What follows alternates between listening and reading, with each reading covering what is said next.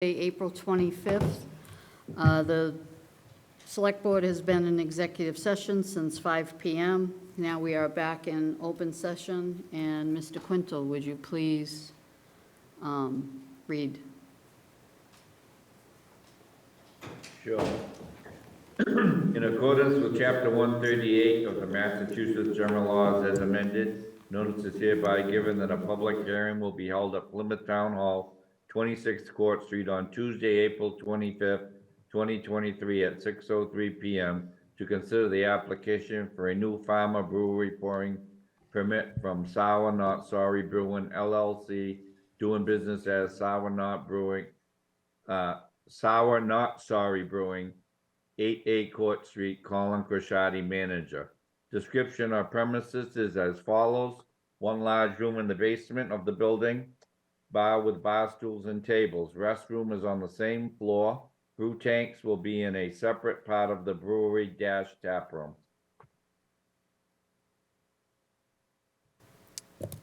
So I think we skipped ahead a little bit, and I was talking about the reading of the MGL at the beginning of the agenda, and you may not have that part of it, but if you could read that as well. I'm just going to put that on hold because I do want to do the Pledge of Allegiance. Yeah, that's fine. I'm sorry. That's okay. I just went to that automatic.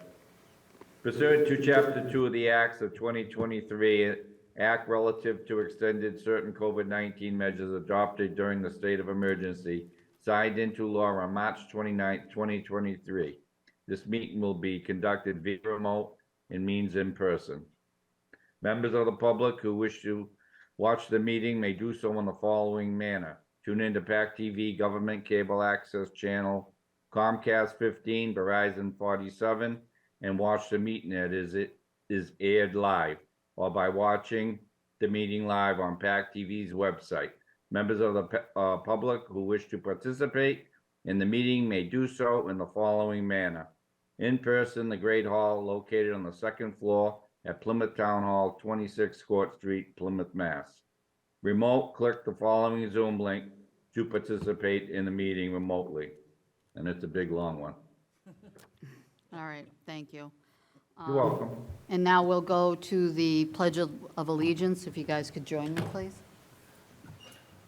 I pledge allegiance to the flag of the United States of America and to the republic for which it stands, one nation, under God, indivisible, with liberty and justice for all.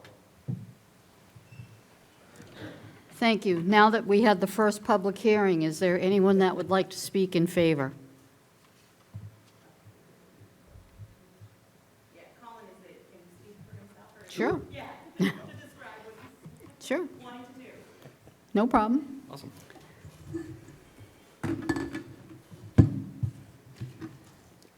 I'll spare the trouble of hooking it up because I'm not too sure how to. That's okay. But I'll just go after you. What's that? No one is. Okay, that's fine. Hi, my name is Colin Crociati. I am the owner, founder, and brewer of Sour Not Sorry Brewing, Massachusetts' first sour beer brewery, located here in Plymouth, Massachusetts. Just a little quick background about who I am and where I've come from. Since 2016, I've been in the craft beer industry. I've worked for 4 different breweries. I've worked for Harpoon, Mayflower, Hopsters, and up until the pandemic, I was working for Shoveltown as one of the main brewers for about 2 years. In 2018, I unfortunately was diagnosed with stage 2 Hodgkin's lymphoma. I went through about 6 months of treatment at Dana-Farber Cancer Institution. And basically, they cured me, super nice people, and I'm standing before you today because of that. And it's allowed me to move on with my dreams and start it here today. But also, too, on top of that, my nurse, Hannah, who was with me through the entire treatment last summer, she came down and she actually brewed a beer with me. That was kind of her idea, and we sold it, and and we're going to be selling it again, and the proceeds go to research in the Boston area as well. Just a little bit about what sour beer is really quick, because not too many people know about it, but it is becoming very popular. What sour beer is, it's a tart, refreshing ale that tastes like sour candy in a glass. So, it comes like very fruity and refreshing, and it's really picked up popularity in the last few years. It's made with a bacteria called lactobacillus, which is fermented from yogurt, and it drops the pH down and makes it really tart and refreshing.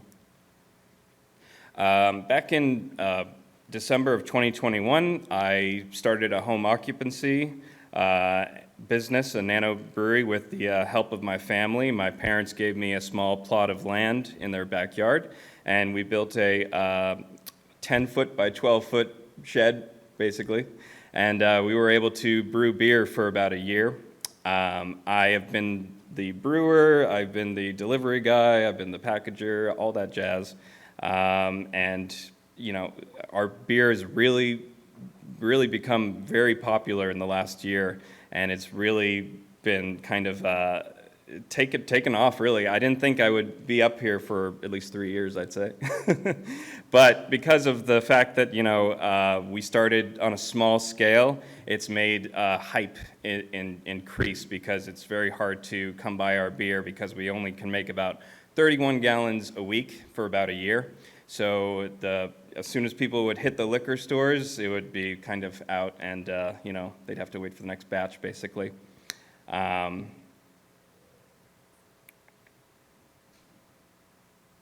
Most of our beers have actually on Untapped, which is a beer rating app. Out of 5, we've been basically at like 4 stars for almost every single beer we've produced. So it's kind of built up that hype about where the next location to pick up that beer can be. So because of our hype, because of our following, we've been able to move a little faster and to secure a spot in downtown Plymouth, just in time for the nice weather too, which is perfect for sour beer. So our new location is going to be at 8A Court Street.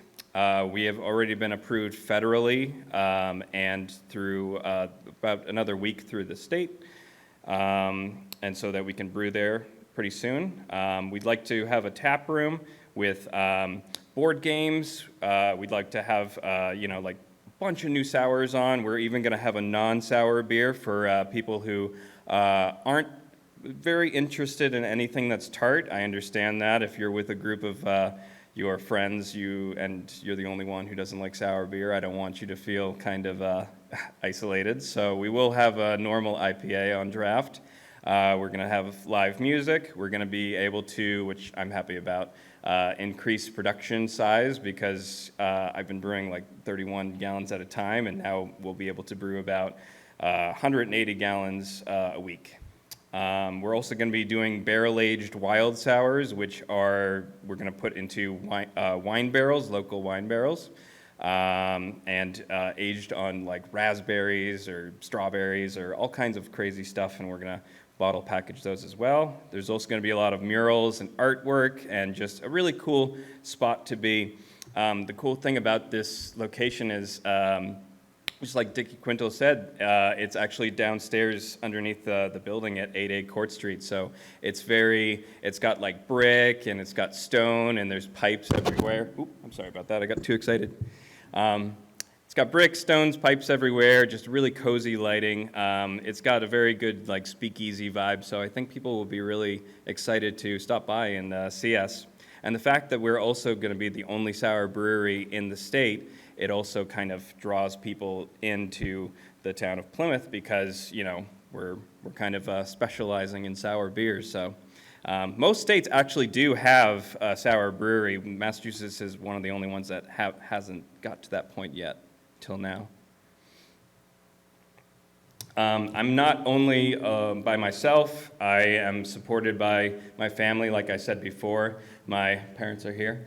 My mom and my dad are also owners, because they've helped me out so much, and I'm really appreciative. And we want to make this a family-owned business, and we want to, bring a good vibe to the community. I'm actually 5th generation here in Plymouth, and I really want to, kind of put my chapter in here as well.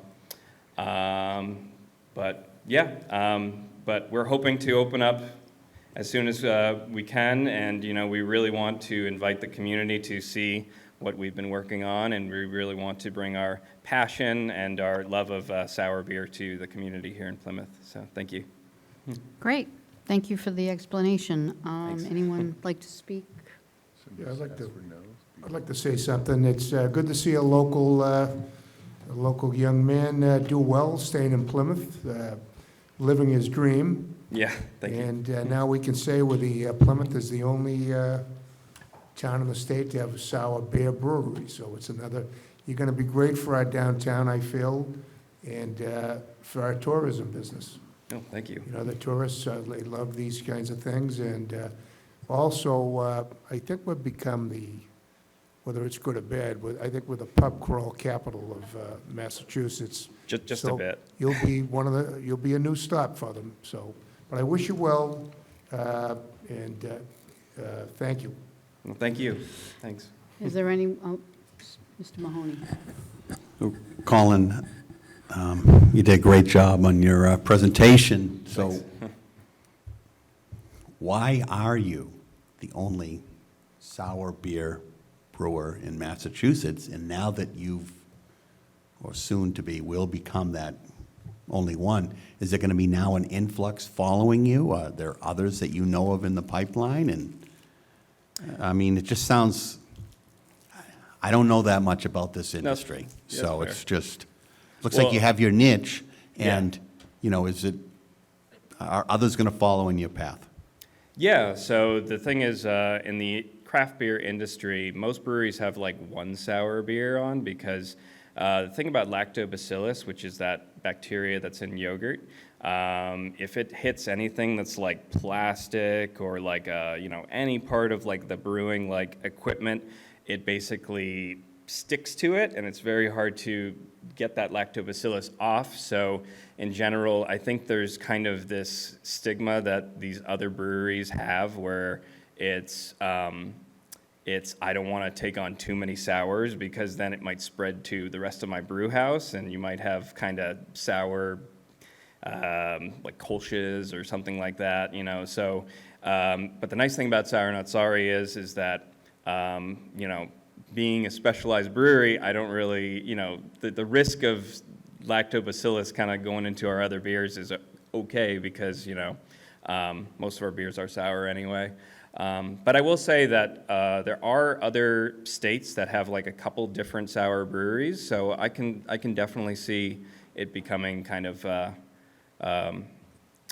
more abundant in the state. But yeah, so long story. Yeah, that's kind of what it is with sour beer. So Great, thank you. thanks.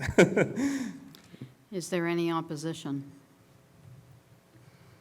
Well, Colin, I'm going to tell John that the reason why you're starting it is because Mom and Dad, raised you to be wicked smart, and a vote back to the board.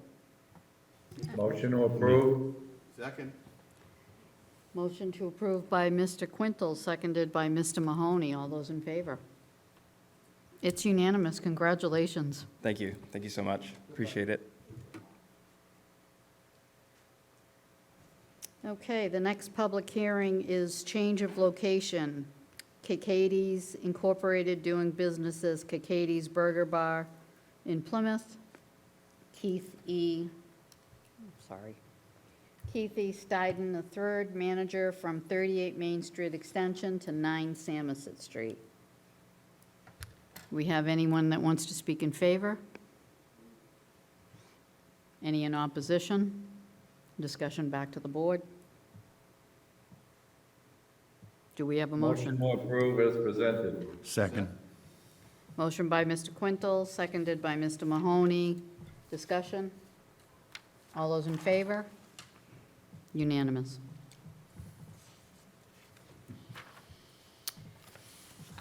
We have licenses. We're going to break down the administrative notes.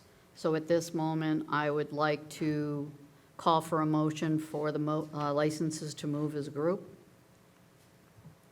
I'll make that motion. I'll second. Motion from Mr. Bletzer, seconded by Mr. Helm. Discussion? All those in favor? It's unanimous. Next are administrative notes, and I'm going to break down votes 2 to 7, or notes 2 to 7 for beach access license. We can move those, as a group, and I know Mr. Helm has already stated to the chair that he will be abstaining from such vote. Do we have a motion? I'll move administrative notes to 7. Do we have a second? Second. Motion by Mr. Mahoney, seconded by Mr. Quintal. All those in favor? Opposed? Abstentions? So 4 in favor and 1 abstention by Mr. Helm. The next administrative note is the board will vote to approve and execute the amendments to the current personal bylaw, which is enacted title, personal code, effective immediately as presented in the agenda packet. Do I have a motion? Motion to approve. Do I have a second? Second. Motion by Mr. Blitzer, seconded by Mr. Mahoney. Discussion? All those in favor? Unanimous. Okay. Next order of, on the agenda is the ARPA amendment request, flowers for 2023 outdoor dining. Yep, this is just a request for an additional 10,000. Remember, about a month ago, the board approved 25,000 for the setup of the parklets, 10,000 for the flowers. This request is for an additional 10,000, as the quotes came in for the flowers, just under 20,000 total. So this request will make it whole, and we'll be able to maintain the flowers that were purchased last year. Okay. Any discussion? Mr. Helm? Is there an explanation for why this came in at twice what it was last year? No, No. we don't. And honestly, it was the same it was the same company that provided them? I do not know that for a fact. I think they referenced that in the material that you gave us. Same quantity. The bidder said that, yes, but I was not part of the organization last year when this purchase was made, so I can't Okay. fully commit that that was the case. Mr. Blitzer? So I just want to get this straight. So we have 9 parklets, so it's over $2,000 per parklet for flowers. Correct, And they want to use ARPA money. correct. 10,000 was already approved by the board at the last meeting. And we gave them 10,000 already. Correct. Okay. And then next year, what is it going to be? We're not going to have ARPA money next year. So I think this outdoor dining, the merchants had better be prepared. That we can't keep doing this every year, and it's this kind of money. I just think it's excessive, 2,000 plus for the fly. And how much are the parklets? Those So are- the parklets themselves, Charlie, I think you were absent at the meeting, we took the vote on that. The parklets themselves cost us about $2,500 for a renewal and $3,500 for a new parklet itself. So this year, for example, we had 8 renewals and 1 new parklet. The cost for the businesses is $2,000 they pay us direct for renewal and $2,500. So on average, it's roughly about $500 our cost that we're putting in for renewal and $1,000 cost from us for a new parklet. So we covered that this year. And now we're going to cover. An additional 20,000 for the flowers, exactly. Yep. Yep. And we mentioned that to the board originally when this was approved, that this is a long-term phase out, that we're So- covering this for 1 year, and then next year, these guys are on their own if they So, choose to go forward with Next it. question, do we have ARPA funds left for this? Yeah, we have 10,000 available. Yep. So what happens if we already gave them 10,000, and, which is what they asked for? If we decide not to give them the additional 10,000, what happens? It would go back to, I'd have to get an updated quote of what they would like for the 10,000 cap for the flowers. Mr. Hall? Brad, just to follow up, I'm looking at the M&T Services invoice. Yep. And several lines down towards the bottom, it says, "We would suggest same as last year we planted." Yeah, again, Okay, so. I'm assuming so- these guys, we used them last year. I just Okay. was not I wasn't part of the town yet when this was made last year, so I can't What? confirm Okay. that. I can find out. We pretty have quick. we have less parklets this year than last. And it's costing us almost as double for the flowers, Right. correct? We have less parklets than last year. No, I think you're in the same ballpark as last We have year. 9 parklets Yes. this year. And We I have think, 9 this year. We have 9 this year. if And nine, how many did we have last year? I want to say you had 9 as well. Well, I know that, I know we're missing one. You are, but you got to remember, in your KKDs. outdoor dining, KKDs, yes, but KKDs and also Sandy's, who counts as an outdoor dining license. So technically, we've approved 11 outdoor dining licenses, but realistically, only right now, 9 are going to use the parklets. KKDs is another piece they're requesting that they Yeah, do but outdoor. last year KKD's used a parklet. Correct, so that's 10, let's say. So now we're down to 9. Okay. But there was a new one this year that was not accounted for last year, obviously, because we're a new parklet build. So either was 9 last year or 10 last year. Okay, so what, there's a new one that was not here, was not on board last year? Brewster Bar, I believe, is a new business that has a parklet now this year. Okay. All right, so we're basically at the same number as last year, and the costs are double. That's right. Like everything else? I'm trying to find out. One of, Okay. although I am going to support spending the $20,000 on these parklets, I don't know how many times I have to say that we need to engage with the sheriff's department. Yes. A million times.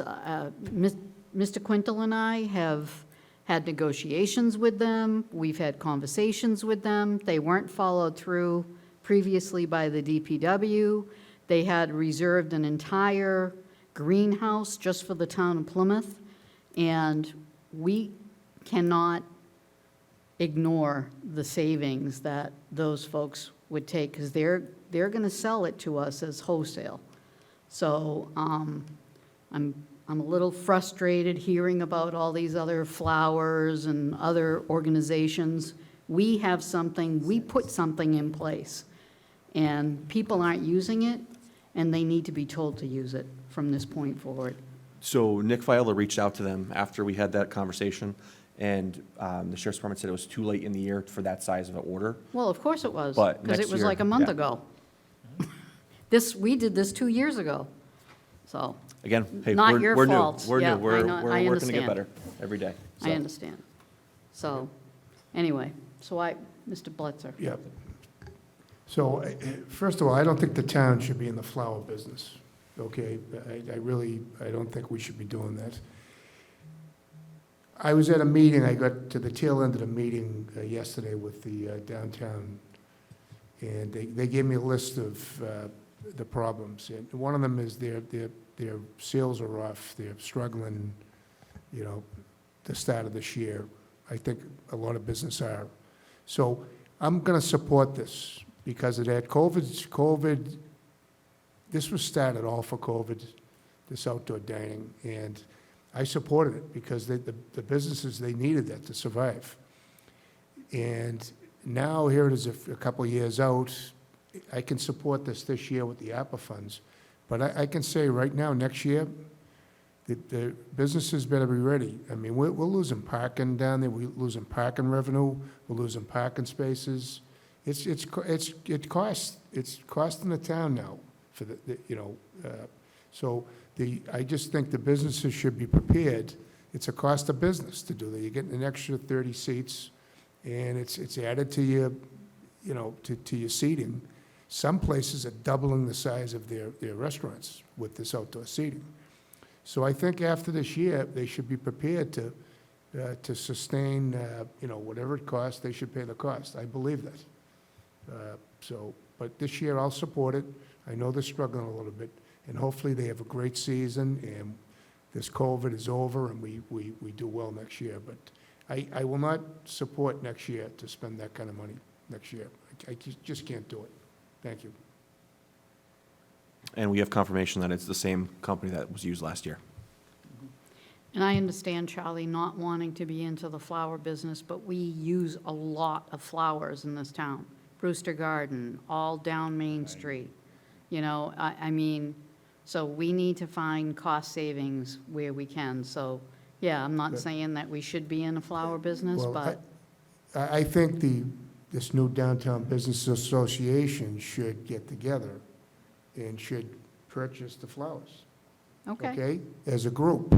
Get a group discount, purchase the flowers, and, But we can still help them oh, get to the place. we can help, but we they need shouldn't to be, every business in town has flowers. Are we doing Sandy's flowers? Is that, we're not, no. But, it's a cost of doing business. you know? I understand So- that, but I think having something like this in place, it gives these businesses the ability to not get gorged with,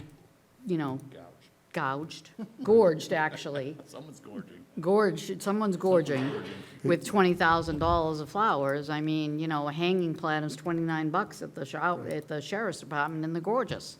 So, but anyway, What about watering the flowers?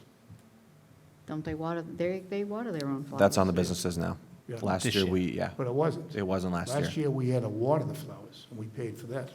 So, I know, it's not, I don't think that's a big deal. Should be doing that. So anyway, that's all. I'm very supportive of the businesses, and Okay. everybody knows that, so, but I just believe, you gotta pay your way a little bit, so, okay, thanks. Derek? Well, I was just going to suggest, Katie's here, one of the members from the Downtown Business Association, and this is a conversation we can take back to the committee to let them know that, to your recommendation, Ms. Cavaco, that maybe they should be calling the sheriff's office today for next year and start planning for that.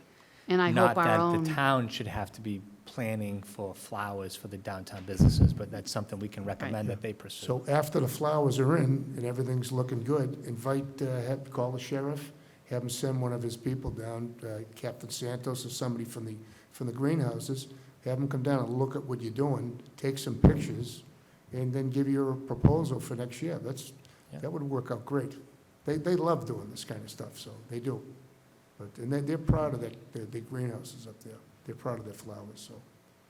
I get my flowers every year up there, so, anyway. do we have a motion? Motion by Mr. Bletzer, seconded by Mr. Mahoney.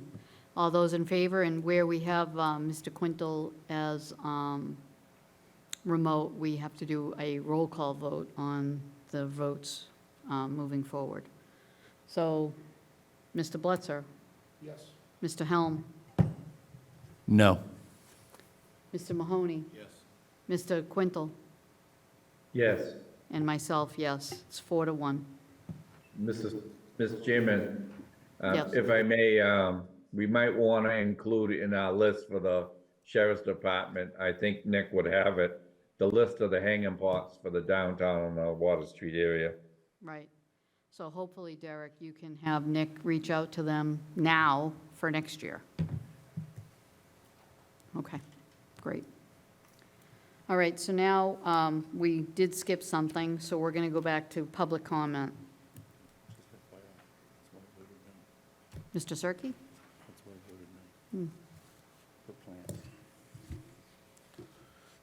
Thank you, Ms. Chairman, and I'm Richard Cirque, Precinct 2 Town Meeting Member.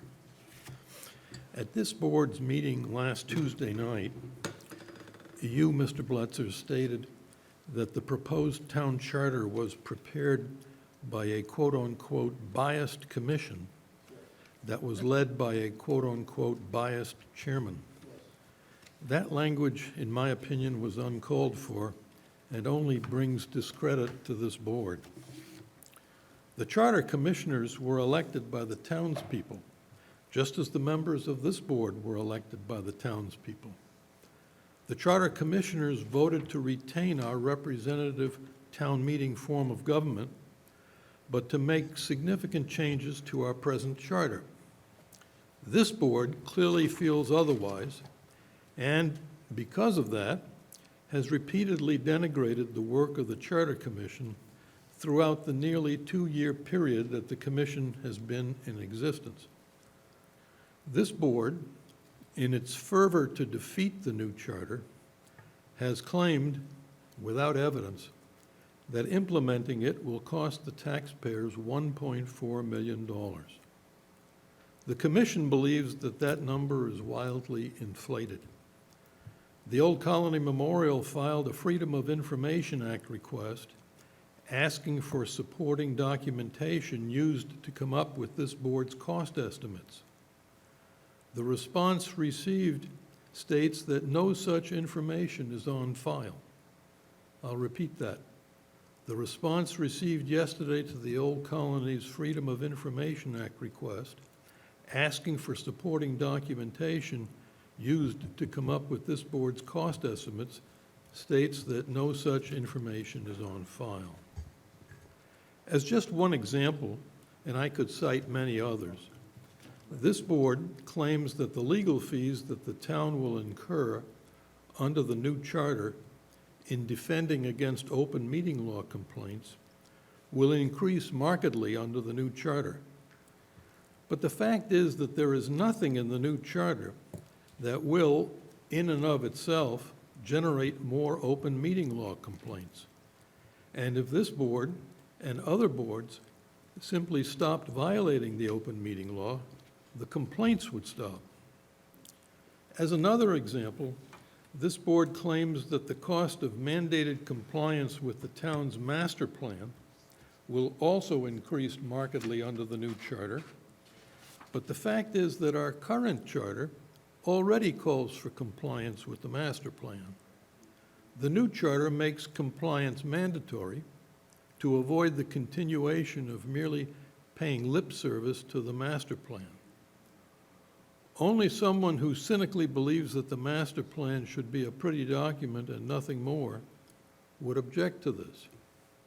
Finally, I believe that the real reason for this board's objection to the new charter is the following provision, and I quote, "The daily administration of the affairs of the town shall be the exclusive responsibility of the town manager, and no individual member of the select board, nor a majority of them, shall at any time interfere in the day-to-day administration of the affairs of the town."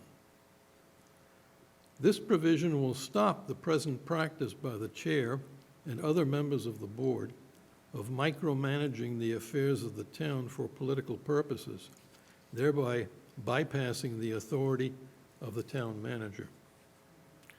Last Tuesday night, you, Ms. Cavaco, stated that you found the position of the commissioners, quote-unquote, very offensive.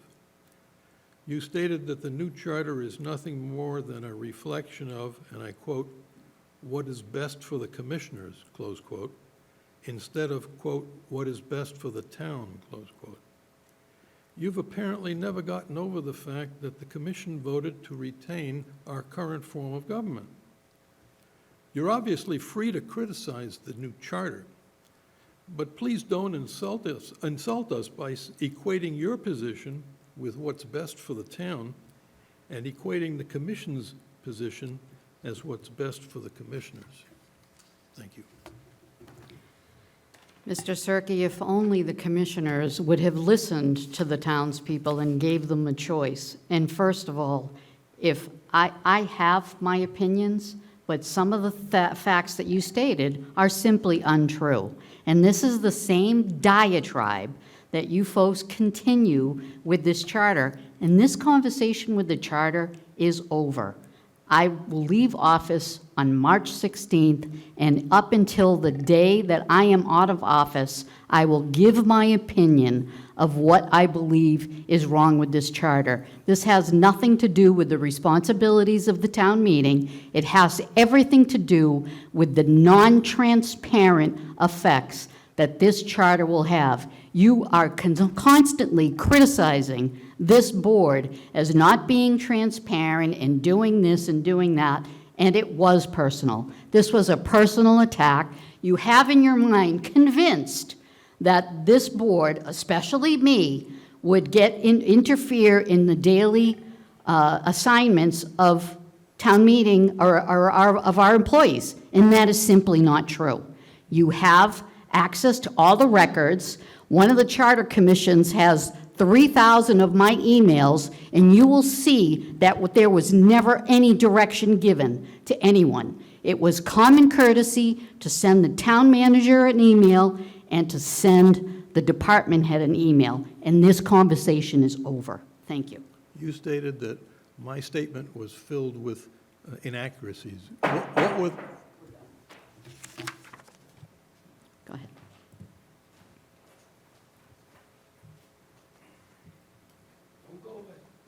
Don't go away. Mr. Cirque, I totally disagree with you. I've heard members of this board several times credit and give credit to the Charter Commission. Being biased, I believe it, because most of them ran on the position that they would keep this charter. And one member came out and said, I ran, I got the most votes, I'm not voting for anything else except the charter. They would not even consider any other form of government. The other thing is, this charter is a joke, a bad joke, but a joke. It's stealing my rights. I voted to have the moderator serve 3 years. That was my vote, the same with the selectmen. Now, you're going to throw my vote away because now they're all going to you're doing away with the moderator before his term is over. You're also getting rid of the selectmen. They're going to have to rerun, their terms aren't over. I says, and then you figure you got, the FinCom. FinCom's going to be appointed by the new moderator, who is appointed by town meeting. And he's going to appoint members. Town meeting's going to appoint members to the FinCom. And then they're going to go over the articles and report back to town meeting, which they're a part of, and there's no conflict of interest because they're not subject to the conflict of interest.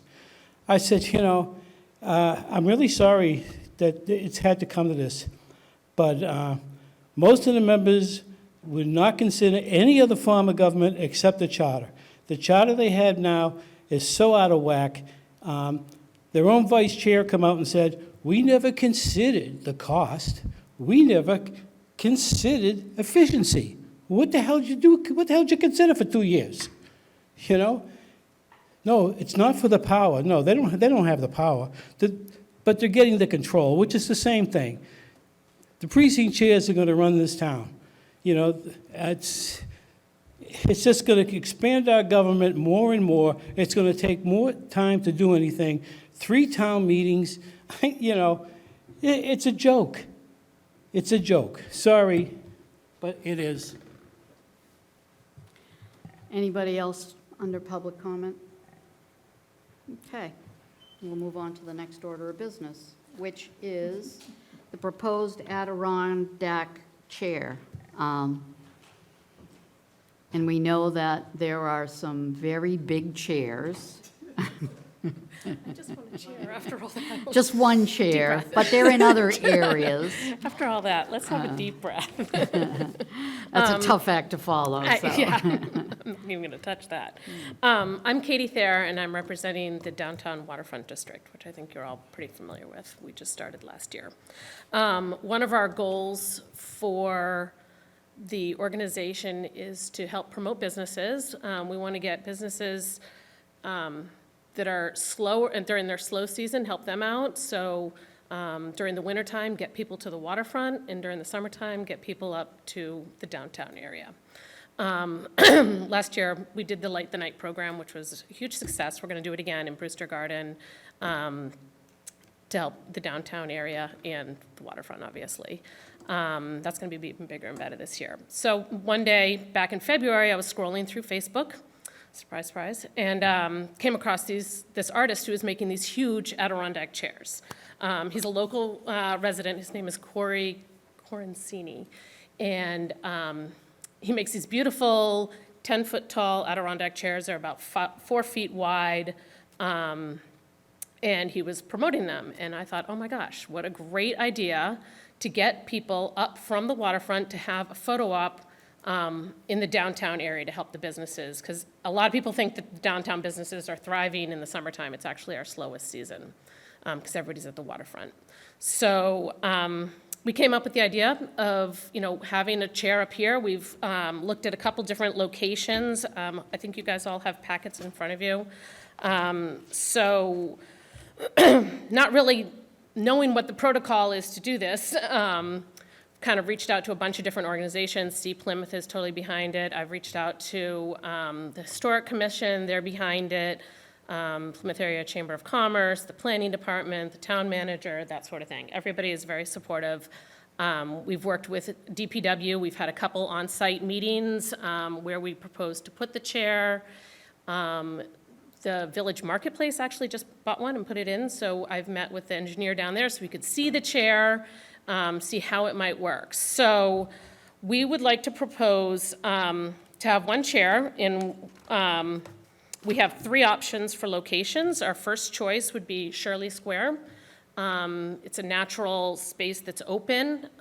It's centrally located for all businesses to kind of thrive off of the potential customers and tourists that are coming up to have their picture taken in this huge chair that we want to paint blue so it matches other town historic colors on the signs. And it would just say, "Welcome to Plymouth, Massachusetts, America's hometown." So it's all about Plymouth. It's not about anybody's business. And so that's why we would like that location the best. Second choice would be Town Hall. We've talked to a couple people at Town Hall to see if that would be, what are the pros and cons with that? And it sounds like they've said no to a bunch of other organizations, so it might not be fair to say yes to us to put it there. And then the third choice would be Town Square. It's over by the churches. Personally, I don't like that location because I'm thinking of people that are crossing the street to get to the chair, backing up to take a picture of it, they might fall into the street, that sort of thing. But it is an option. So would love for you guys to consider the options, see if it's going to be something that's doable. We have talked to the DPW and engineering, and they've given us 6 bullet points of requirements that they would have. And I didn't put it in this packet. I should have. Unfortunately, I printed it out on my way out the door, and I was like, oh, I should have put it in there. But they want to see the chair bolted down to the ground, which would require concrete footing and proper anchoring. The chair is 450 pounds, so it would take a lot to move this chair, but we'll address that in a minute. The other bullet points are the proposed location should not be over any underground utilities, particularly the storm drain catch basin, which needs to be accessible for cleaning and maintenance. If we do put it in Shirley Square, the place that I've kind of mapped out is to the left of the drain, so it would not impede that. The chair cannot be placed in an area that would prevent pedestrian accessibility of the sidewalk. Based on the location that would make the most sense next to the clock, there's 10 feet of sidewalk space behind it and about 10 feet in front of it. The placement of the chair should not impede snow removal operation. It's my understanding that Shirley Square is not shoveled. The businesses out front do the sidewalk, so that wouldn't make a difference. And hopefully won't be getting any snow anyway. Placement should also promote gathering away from the roadway. There's plenty of room for people to take the picture and not get into the street. And placement should not block views of any direct abutter. I don't know how a 10-foot chair would not block a view. So those were their requirements. So we're kind of at a point now where we need to get permission to put the chair in, hopefully from you guys, and then the one kind of sticking point is the concrete footing. We could get a concrete company when we had those scallop shells that Plymouth Area Chamber of Commerce put together. They made concrete footings, and they gave me the name of the company that did it. It would obviously add to the cost. It would be a lot. You'd have to get rebar, and the footprint of the chair is 4 feet wide by 7 feet deep, so that's a lot of concrete. Personally, I don't think it's necessary, being 450-pound chair. I see trash cans, flower pots, all that are not bolted down, that are, open to shenanigans, but, Well, who doesn't love a good shenanigan? right? So, but I know that, I believe my choice is, I think Shirley Square would be too cramped, because I think once it's there, I think there's going to be a lot of people there. I mean, who doesn't go to P-Town and take a picture in that Right. big chair? And sometimes there's tons of people around it. So my actual recommendation, and just mine, would be at Town Hall, because I want to be able to use our areas a little bit more. Derek's looking at me funny. So, So with the image as presenting the chair would be on the lawn. And so as you know, we use that lawn for a lot of different purposes, especially during the summer months. And this chair is not going to be moved. And especially now we have the tree lighting festival is also on the lawn now. So I'm starting to think about all the different purposes we use that lawn for, and having this chair there, that's not, if we can't move it, what that's going to pose for challenges. okay. Harry? In terms, this is a great idea. Everybody loves to get in one of these. I hate them, but I see everybody else seems to like to hurt their backs and end up at a chiropractor, but whatever. I actually went to Shirley Square to take a look at it with this picture that you gave us. And my concern with Shirley Square is not that the location isn't really super, with North Street coming up from the Rock and all that. From what I'm seeing with this positioning, to what the chair, what Betty said, I think the only place you can put it is that because it won't just be the person in the chair and somebody taking a photograph. Chances are there's going to be a crowd of people waiting. You're going to block the crosswalk. Okay, and the crosswalk, we don't have enough crosswalks in town anyway. And that is a central crosswalk, okay? And, crossing from one side of North to the other, I think I sense that would become a problem. Okay. Go ahead. I just this afternoon went down and did my own measurements, so not to scale. But the space from Guilty Bakery to the street is about 33 feet. And so the clock is right there in the middle. So the space between Guilty Bakery and the clock is 23 feet. And we're looking at a 4x7 chair that I'm thinking would be facing toward the street. And so that's kind of how it would look. And there is 24 feet from the crosswalk, which is right up here, and there's a trash can there, to the Sea Plymouth sign there. So it would be about halfway, so we're talking 12 feet away from the sidewalk.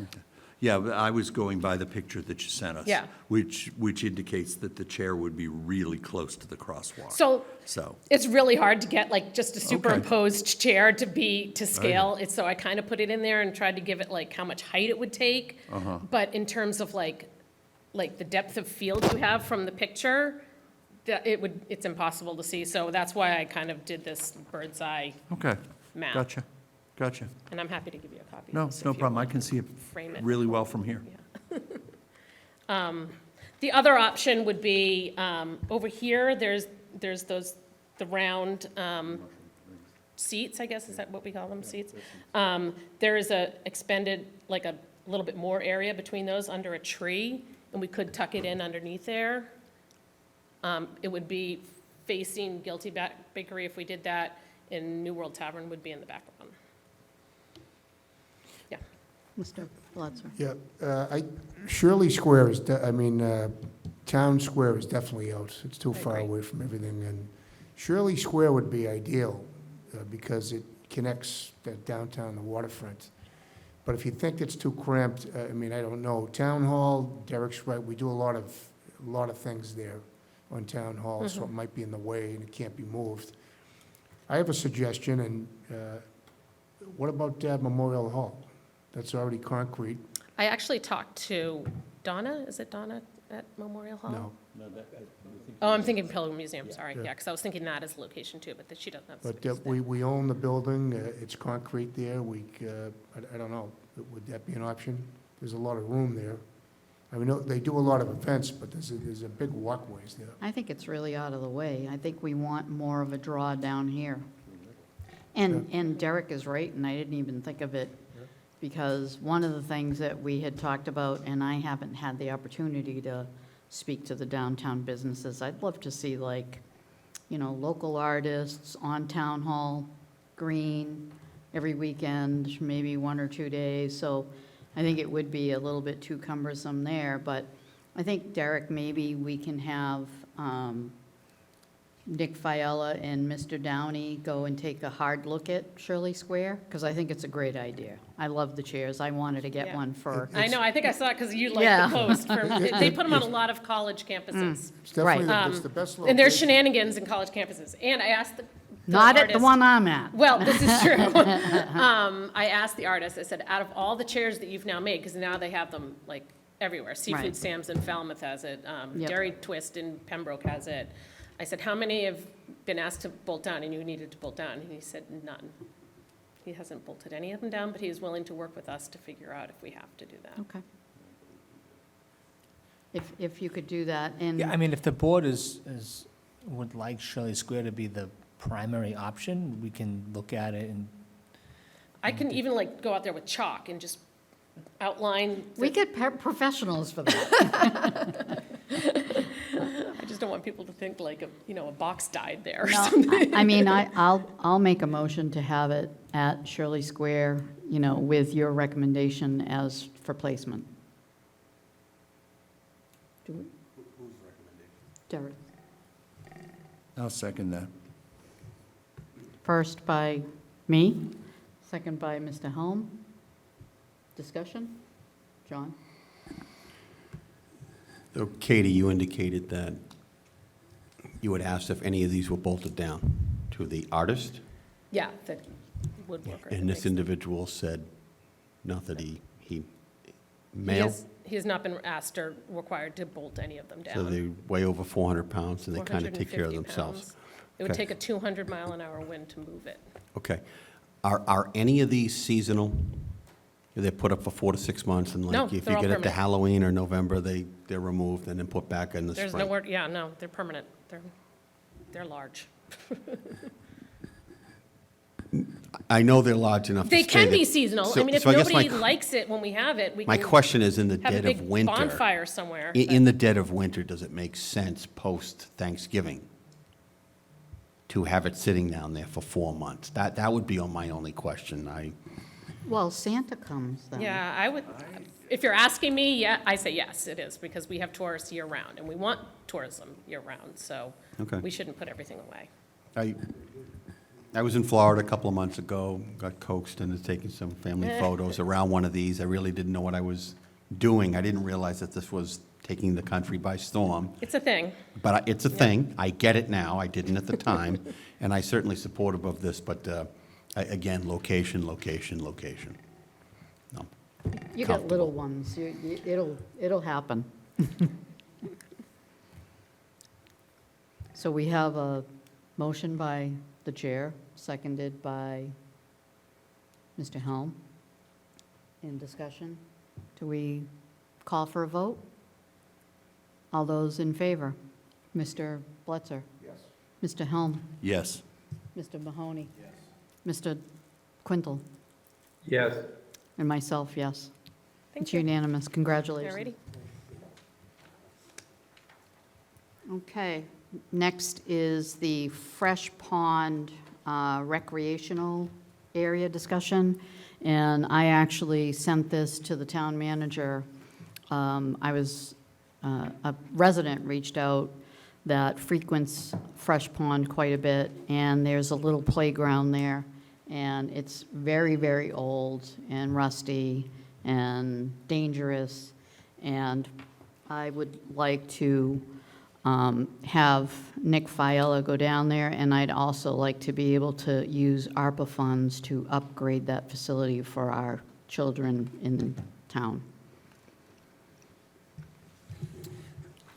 Question. Didn't we just improve the Manamet Rec Center, which is right there? Isn't that right next door? Derek? No? Did we do some improvements down there? Didn't we put The a, Manamet Recreation Area was just completed last year. and how close is that to this? It's about 2.5 miles away. Oh, it's that far, okay. So what do we have for equipment down there, Betty? Swing. And a little slide, and it's all old and rusty and nasty. So we should take it out immediately, because it's a liability right now, and is there a need to have a, Yeah, for that? yeah. There's A need lot for of it? kids go to a lot of families go to that pond. So, I mean, kids don't always want to be in the water. Not my kids, but, you know, I think it's a great little area. There's picnic benches, and, you know, I think we have to hopefully continue our focus on services for our kids. Now, what, so how long has it been there, that recreation? As far as I can remember. Yeah. Yeah, it's Fresh Pond. So- It's so like right at Fresh Right Pond. now, if we don't do anything else right now, we should remove it and clean up the area, so nobody gets hurt, cut down there, if it's all rusted. So immediately, we should do that, and then figure out, come up with a plan to see what the needs are. I don't want to take forever to come up, figure out a plan, because it seems like forever is something that we do. And I think it's important to have something in place, honestly, by Memorial Day weekend, when the season opens. Mr. Helm? I totally agree with you that this playground area, it needs serious updating. I'm just going to have a problem voting to okay ARPA funds without knowing how much ARPA funds I'm okaying. So, you know, I mean, it did not take Nick long to come up with a proposal, drawings, costs for the Allerton Park. So would that be a solution, is to have the town manager talk to Mr. Fiella and next week come back with a proposal? Yeah, could we put this back on the agenda for next week with a price? Yeah, so we can talk to Mr. Fiella. Now, again, we're talking about a swing set. It's not, it's nothing more than a swing set. It's no slides, nothing else. From what's been reported to me, it's in very poor condition, and it's A slide would be often, nice. it's often vandalized. So right now, there's actually a missing swing on the swing set because it, from what I've been informed of, continues to get stolen. The swing sets down Well, there. So just so folks are clear what we're Now, does the responding rec to. department have any recommendations? The recreation department? Parks. They would Parks. recommend not to Parks and build a Recs are separate. playground because of, it becomes an attraction, and it's been problematic in the past. They did say that again, the existing swing set is old and it's rusty, and it's serving its current purpose. Yes, God forbid we do something for the kids. Go ahead. Well, just interestingly enough, when I saw this arrive as an agenda item, I immediately thought we were going to talk about the behavior, the traffic, the illegal parking, and all that stuff. I didn't think we were going to be talking about a swing set. So I'm absolutely not surprised to hear you say that there are problems there with something being vandalized. Okay, I mean, I'm bringing that up as part of what we need to figure out with Fresh Pond is what is going on down there and how are we going to stop it? I mean, that's, you know, I think that's, Well, you know, part, what- I mean, in a longer term than the swing set or whatever, but Also, I mean, I know that it's just a swing set, but it's funny how from the time that was put in and the ADA Act, what actually might have to be put in its place instead of just a replacement of the swing sets there. So I won't be surprised by what Mr. Fiella tells us next week. Right. And to that point about the issues we experienced last summer with Fresh Pond, we have been meeting on a regular basis to talk about Morton Park, because that's how it all started. And so next Tuesday, there will be an agenda item with a proposed set of recommendations on how to respond to some of those issues at Morton Park. Fresh Pond will follow. I mean, Fresh Pond, I think we had already had the discussion about the no parking on the street on Bartlett Road and things like that. And those are the things that would help rectify that situation, because it's not an easy, there's really no place to park to be able to walk in where there is like Morton Park. That's right, right. Okay. Are we, do you want a motion on that, Derek, or is it direction? No, that's fine. We will reach out to Mr. Fiella and bring back to the board a recommendation. Great. Next is the town manager's report. Okay. So I know there's been some discussions. I know a number of our board members have brought to my attention the question about what's going on with all the opioid settlement dollars.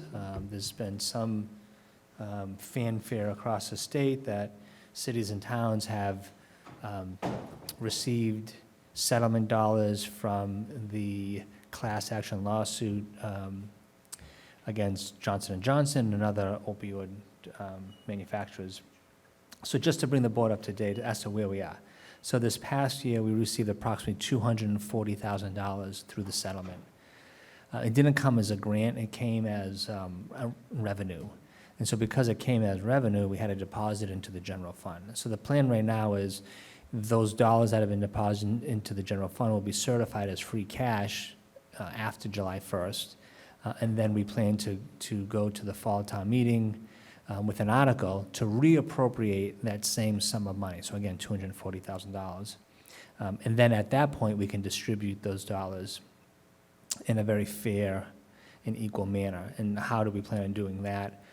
We're talking internally to set up a committee of town officials that will be basically a review panel that will issue a request for applications and then review those applications and then distribute dollars based upon that process. So that's where we stand right now. We do expect there will be additional dollars from other manufacturers like CVS, Walgreens, and others. So that $240,000 will rise over the period of the next approximately 15 years. So again, more to come on that, but I know you all have been getting questions, and we have too. A couple other things that have come up in the last few days, and I just kind of wanted to make a statement publicly. There have been brought to our attention political signs. I mean, I know it's political campaigning season that have been placed in the public way in many areas. So just I wanted to say to the board and to those folks who are listening at home that any political signs that are in public space, so in our streets, in our medians, will be removed by inspectional services and returned back to the rightful owner. And we've already removed some of those in the past couple of days. Selectman Mahoney had asked a question last week about the status of the 4 CPC articles that went to the fall town meeting. So we were able to work with council and get an update on those. So just to bring the board up to speed on where those stand. The Camp Norse property, which was Article 9A, I believe, we actually have a closing schedule for next week. So executed P&S with a closing schedule next week. The P&S itself actually will be in front of the board on Tuesday for approval. The Spire Center, as you know, was about $2.4 million construction costs. We had to sign a grant agreement with the Spire. That's been executed as of last week. So we would imagine that we'll see construction probably within the next 30 days across the street.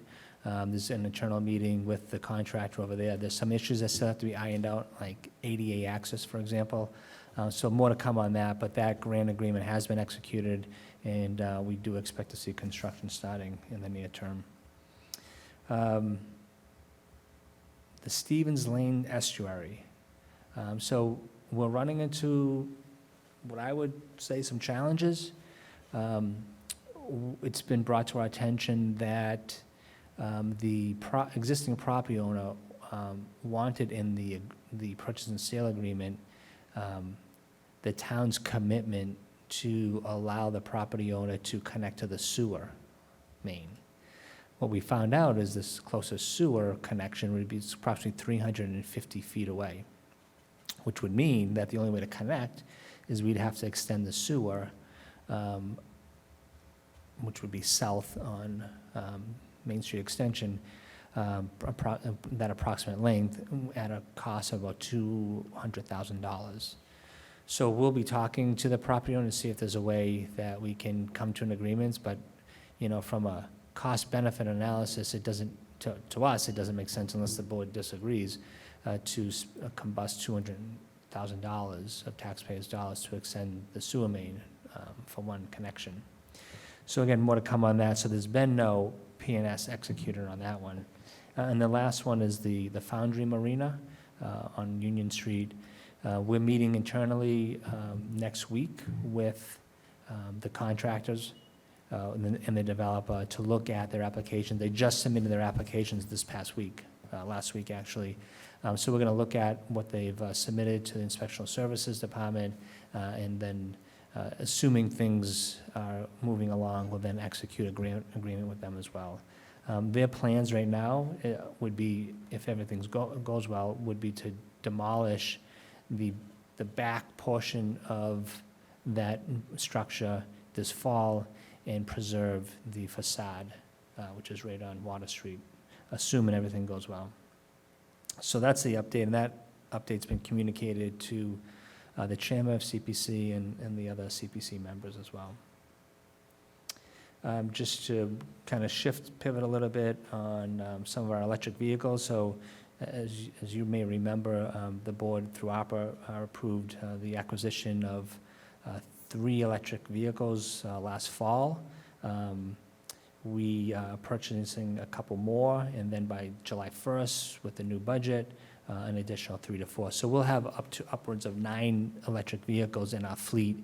Going to replace a lot of the very old, what they call D vehicles, which are the ones that our Inspectional Services Department drives around.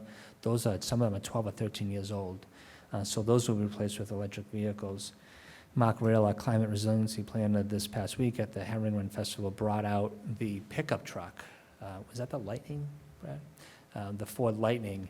And I guess it received a lot of attention to the point where the 2 bands that were playing were using the Ford Lightning to electrify their sound system. So interesting use of an electric vehicle.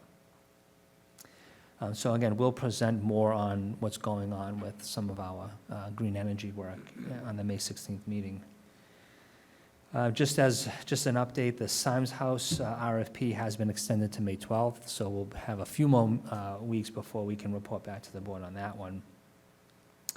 And then, every year during this time, we do get complaints that folks haven't received their excise bills, or they haven't received their water or sewer bills, and so they get these demand notices.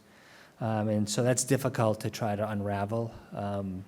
But one thing we are doing to try to remedy that in the future is that there's going to be this new auto sign-up system set up through the website in the next couple of months, where individuals who get typically their excise taxes and their water and sewer bills, or even their real estate bills, they can go online, they can sign up to get an automatic paperless bill. So those individuals who, for whatever reason, are not getting their paper bills mailed directly to them, they can get it electronically. So we hope over time that'll mitigate, some of those complaints we get every spring. And then beach stickers as well. So in the past, it would take upwards of 2 weeks to get a beach sticker.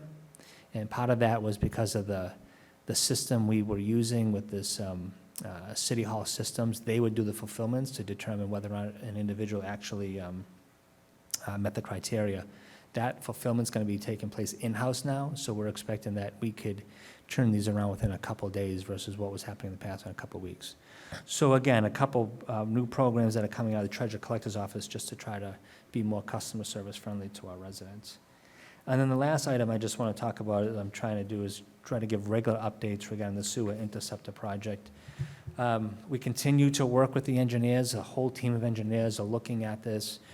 Right now, the status of that project is that the engineers must get the water level under control before they can restart construction. Right now, within the specifications, I think it has to be 2 feet below the construction level in order for them to restart. They haven't been able to do that just yet. We are expecting to get more information this week regarding that. I do believe that it's either going to be they can get it under control, they can't get it under control. And if they say that they can get it under control, then we'll be at a decision point whether or not we allow them to move forward. If they say they can't get it under control, I think what's going to happen is that they're just going to fold up shop. And at that point, the project will cease, and, we'll have to determine what would be the next steps thereafter. If they can get it under control, we're going to have to talk about what that really means. If they restart the project, how long can they go before the tourism season hits? Will they come back if they stop before tourism season? These are the questions that we're having internally as far as this project. I can tell you I attended the Downtown Business Association meeting yesterday, and they would report last year, especially the retailers, they were down about 20% in their revenues this was last year, in 2022, and they're saying that they're down 30 to 35% this year. So if you go back 2 years ago, they're down almost 50% on the retail space. And so we've heard those concerns, and we're paying very close attention to those concerns. And I don't think, certainly construction's not helping this at all. I don't know if anybody's driven downtown on a Friday afternoon, like I did last Friday, and it was very difficult to navigate Court Street and Main Street because of what's going on Water Street. So we are paying very close attention to that. I know the businesses are frustrated, and we're all kind of at a wait-and-see point at this period of time, and hopefully, I would say next week we'll hopefully have more information, but I think within 2 weeks we'll know whether or not if this project is going to proceed. So pending any questions, that's all I have for this evening. Mr. Mahoney, then Mr. Helm. So Derek, on the sewer interceptor project, so you anticipate the question being answered any day now on to whether or not they can proceed or not, and the water's under control? We were expecting today to get a report. We haven't received that report as of yet, but the plan was by Friday, we would know whether or not this project was going to move forward. Okay, That was our internal deadline this Friday to know. So I would suggest, because it is imperative that once that information comes in, this board needs to make a decision, because these business owners need to know what's going on. That's right. So I would just suggest, through the chair, as a backup plan, that it is put on next Tuesday or every subsequent Tuesday for the month of May until we have to have the data to make the decision. Because if the information doesn't come in by Friday, if it comes in Monday, I want to be able to vote Tuesday night. You follow me? Yep. I want that backup plan so we can cover ourselves under the open meeting requirements. I don't want to sit here and not have it on for May 2nd. The information comes in Monday or Tuesday, and we have to wait until the 9th. Gotcha. Right, so we can put it on the agenda, and if we don't have the information, we can just table it for the With the following chair's week. approval.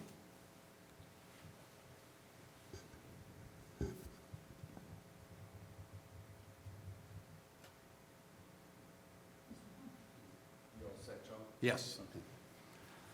The question, going back to the CPC articles, the Stevens Lane property, I don't recall all the details of it. Were we aware that the owner of that property was going to ask us, besides the money that he was gonna ask us to improve his other property by hooking it up? I mean, I don't remember all the details of it. Were we aware that this was going to happen or not? Well, I can tell you that from what I know, no town officials were in those conversations or negotiations with the property owner. We were made aware of it when council got involved with their attorney, and their attorney brought to our attention that they wanted language in the P&S that allowed them to connect to the sewer, which then we started asking questions about, what does this mean as far as a sewer connection? Because if it's running in front of your property, it's a no-brainer. You can connect to the sewer. You don't need permission to do that. So we're starting to uncover a little of this. Betty? Well, no, just a follow-up question. I'd be interested in knowing, did we, the collective we, or any part of the collective we, were we aware that this was going to be part of the deal? Not to my knowledge. I can I only know speak we for were. myself and town staff. No, they weren't. I know Because they we would weren't. have asked the question, how much? I know we didn't know. I know Derek and town administration, John, as the CPC liaison. This was never a variable that was discussed ahead of this article. This was just always a simple, almost 20 years ago, you took the DPW building that was there with the incremental 3 acres that was included. There was a purchase a few years ago on the acreage on the front of Sandwich Street, and this is just a $20,000 to $30,000 investment in increasing the footprint of Stevens Field by about another half an acre or so. This variable was never discussed. So, what raises a real immediate issue for me is you guys weren't in negotiations with the owner. Who was? Who? I would think it was the chair of the CPC at the time. And correct me if I'm wrong, is that really something that we should be allowing for the chairman of a committee to be in negotiations without town staff? It's always been my position that any type of acquisition or dealings that the town will have to be involved in, that we have professional staff involved in those conversations to provide advice and counsel during those conversations. And can we put a letter, write a letter forward to the CPC and the committee saying that, we should require town staff. This is a big surprise for this board, for the administration, I'm sure for the liaison. So and maybe for the CPC. We can't have people that, committee members negotiating these deals on behalf of the town with the town not involved, so it has to stop. So if you would please, and I will be more than happy to sign the letter,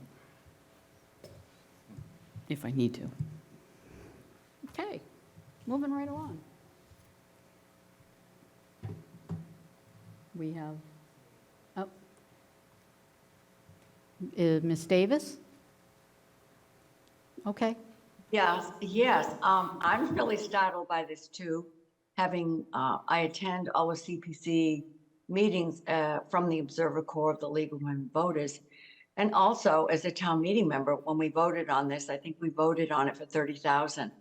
So I think in respect to Bill Cohane, he should be called in. I cannot imagine him agreeing to the bill of the sewer connection for that land. So I think, I don't know where the miscommunication or the communication broke down, but I think Bill Cohane should be a part of this in respect to him as chairman, because, he's usually very diligent about what it's going to cost the town. That's all. Thank you. Correct. Mr. Brandisi, could you have Mr. Cohan here for the next meeting? I can invite him, sure. Thank you. Anyone else?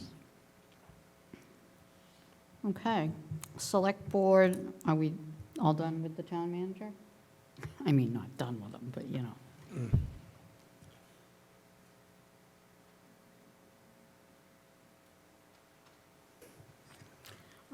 Next on Select Board open discussion, new business, letters, old business. Charlie? I have some new business. It's kind of an announcement. I think it's a very important announcement. It involves autism.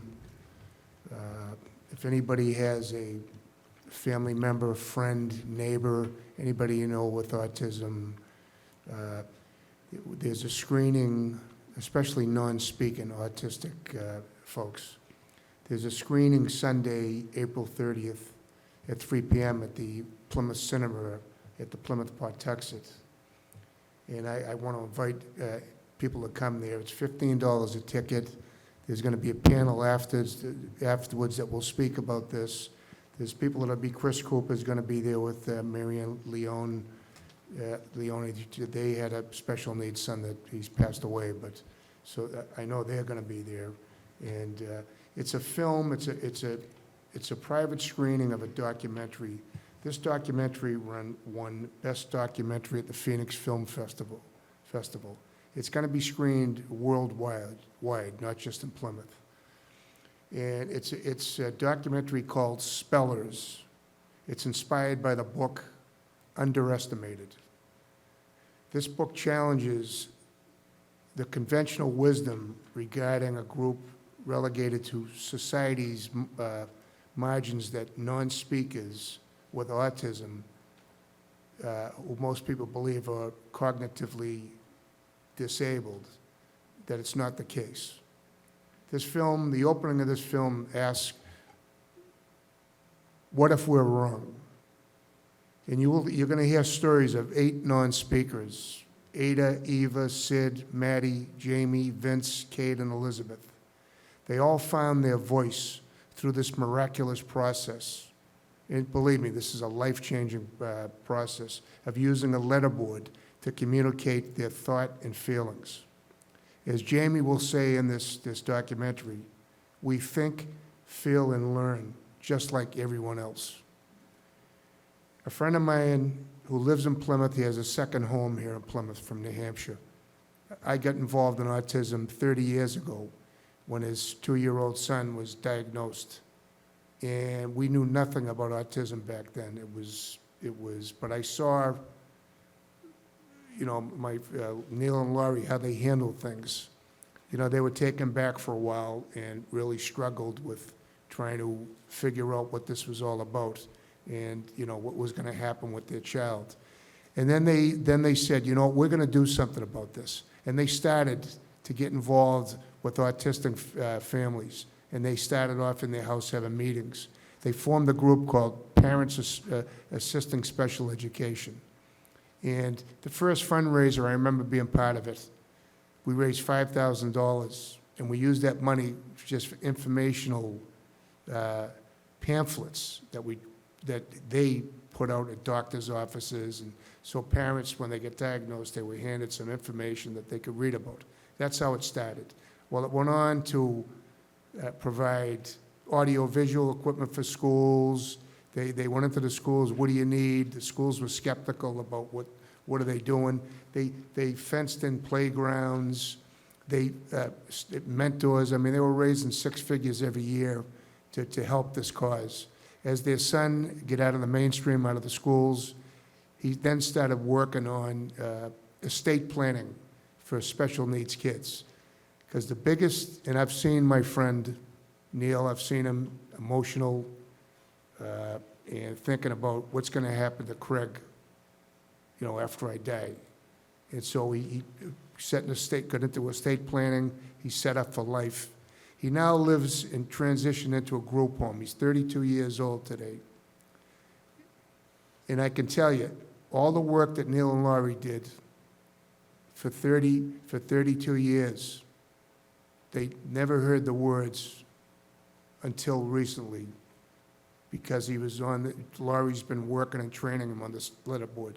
And Neil heard the words recently, "I love you, Daddy." Okay? And it just, it hits home for a guy that's got 3 healthy children. And I see this life-changing events, this process. It's amazing. So I just want to let the public, and if anybody's watching, or if you know anybody, please, this Sunday, there's still tickets available at the Plymouth Pawtuxet, the Plymouth Cinema. It's called, the screening is called Spellers, and it's by a book, it's inspired by the book Underestimated. Thank you very much. Anyone else? And I will, Mr. Branzisi, do we need to go back into executive? Yeah, so you need to take a vote to go back into executive session. No, you're not going to return back to open session. Okay, so we will, I'll take a motion to go back into executive session and not return into open session. So motion. Second. Motion by Mr. Helm, seconded by Mr. Blitzer. A roll call vote. Mr. Blitzer? Yes. Mr. Helm? Yes. Mr. Mahoney? Yes. Mr. Quintel? Yes. And myself, yes. So we will adjourn to executive session.